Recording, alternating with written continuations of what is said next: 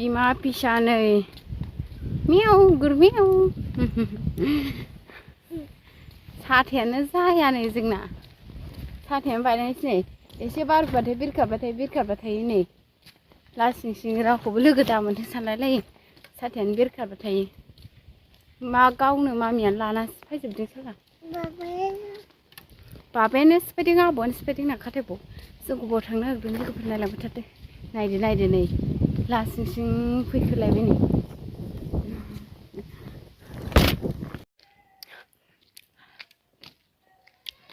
हाय लोगोफोर खुलुमबाय आंनि गोदान मोनसे भिडिअ गासिखौबो बरायहरबाय आसा खालामो मोजां दङ जोंबो मोजाङैनो दङ नै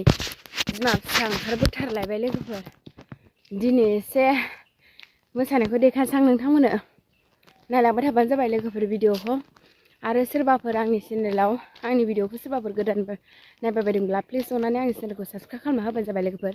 लाइक कमेन्ट शेयार खालामना होबानो जाबाय नै फिसाजोआ हापां गालबो हापां मिनलाय मा हिहिलाय बिमा उन्दुदोंसोमोन ओमफ्राय बिमाया फैनायनि टाइम जाबाय नालाय फोजा जाबाय साला आंजों ना गालबो सना आंनि जिउ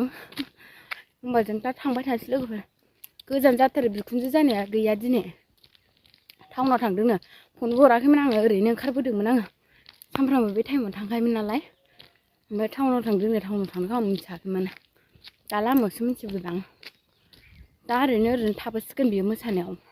थांग्रोसै आङो नेला टाइम जाबाय आयौ माला सहैनांगौ दं जि गोजान जायो जोंनिफ्राय गोजान जि गोजान थाबाय फैबायानो लोगोफोर जोङो आधा घन्टा लाखाबाय दा थाबाय फैनायाव मोनथारसै लोगोफोर उफ मोनबाय नै लोगोफोर नैबे क्लाबावसो सोलोङो जोङो नै आधा घन्टा थाबाय फैनानै दासो मोनफैबाय आङो दाबो फैजोबाखैदां मानसिफ्रा नैलाय बै न'आव सोलोङो आरो जों बुरिफ्रा दाबो फैयाखैनो सिख्लाफ्रा सोलोंगासिनो दङ साथामल' जायो बिसिना दसेनो मा मोसाहैफादो बैहाय मोसाया खौनो ओंखारबोला दाना बुरिफ्रा सिगाङाव 1टा 1:30 ओंखारोमोन दाना 4टा गाहाम जालायलाङो 3टा गाहाम फैजोबाखै दाबो फैजोब्बाय नै लोगोफोर हिन्जावफ्रा मोसासै बार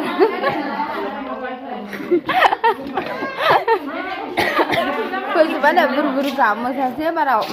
मोसानो